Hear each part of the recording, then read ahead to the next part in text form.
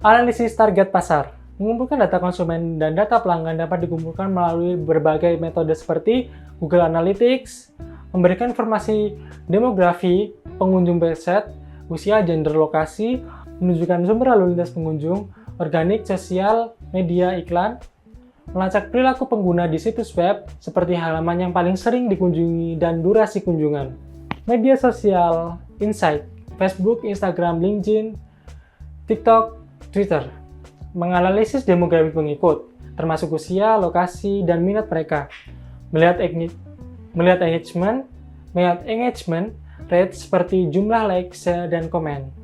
Survei dan kuesioner digunakan untuk mendapatkan wawasan langsung dari pengguna mengenai preferensi, kebiasaan belanja, dan kebutuhan mereka. Mengumpulkan data konsumen.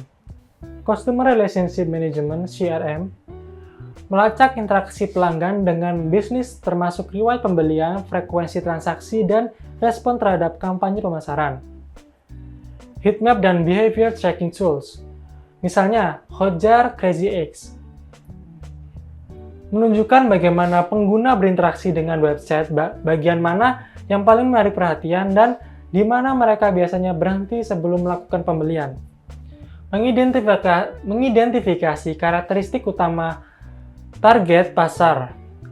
Data yang dikumpulkan bisnis dapat mengidentifikasi karakteristik target pasar seperti apa kebutuhan utama mereka, apa yang menjadi tantangan atau masalah mereka, bagaimana mereka mencari informasi tentang produk atau layanan, apa yang mempengaruhi keputusan pembelian mereka. Misalnya, jika target pasar adalah mahasiswa, mereka mungkin mencari produk dengan harga terjangkau dan promosi berbasis diskon. Menganalisis persaingan. Memahami bagaimana kompetitor menargetkan pasar yang sama juga penting. Beberapa cara untuk menganalisis kompetitor meliputi 1. Menggunakan alat SEO dengan digital marketing, SEMrush, Ahrefs, SimilarWebs, Ubersuggest. A. Melihat sumber lalu lintas website kompetitor dan kata kunci yang mereka gunakan. 2. Memantau media sosial kompetitor. A. Mengamati bagaimana kompetitor berinteraksi dengan pelanggan dan konten apa yang mendapatkan engagement tinggi. 3. Menganalisis review pelanggan di platform seperti Google Reviews, Trustpilot, dan media sosial. A. Mengetahui kelebihan dan kekurangan produk layanan kompetitor berdasarkan ulasan pelanggan. 4. Mengevaluasi strategi iklan kompetitor. A. Menggunakan Facebook Ad Library atau Google Ads Transparency untuk melihat jenis iklan yang dijalankan oleh kompetitor. Apa yang dipelajari dari kompetitor? 1. Produk atau layanan apa yang paling diminati. 2. Bagaimana kompetitor berkomunikasi dengan pelanggan mereka. 3. Apa kelemahan kompetitor yang bisa dimanfaatkan sebagai keunggulan bisnis Anda. Menentukan Unique Selling Proposition (USP). USP adalah nilai unik membedakan bisnis Anda dari kompetitor. Contohnya, jika kompetitor menawarkan layanan berbasis harga murah, Anda bisa menonjolkan kualitas premium atau pelayanan pelanggan yang lebih baik. Cara menentukan USP yang kuat, identifikasi keunggulan utama bisnis Anda. Apakah produk Anda lebih berkualitas, lebih murah, lebih inovatif, atau lebih ramah lingkungan? Fokus pada kebutuhan dan masalah pelanggan. Jika pelanggan mengutamakan kecepatan pengiriman, maka USP bisa berupa pengiriman dalam 24 jam. Ciptakan diferensiasi dari kompetitor. Jika banyak bisnis lain menawarkan harga murah, Anda bisa menonjolkan layanan pelanggan premium atau pengalaman berbelanja yang lebih nyaman.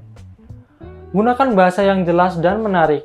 Contoh, kopi organik yang ramah lingkungan dan 100% fair trade. Menentukan positioning brand.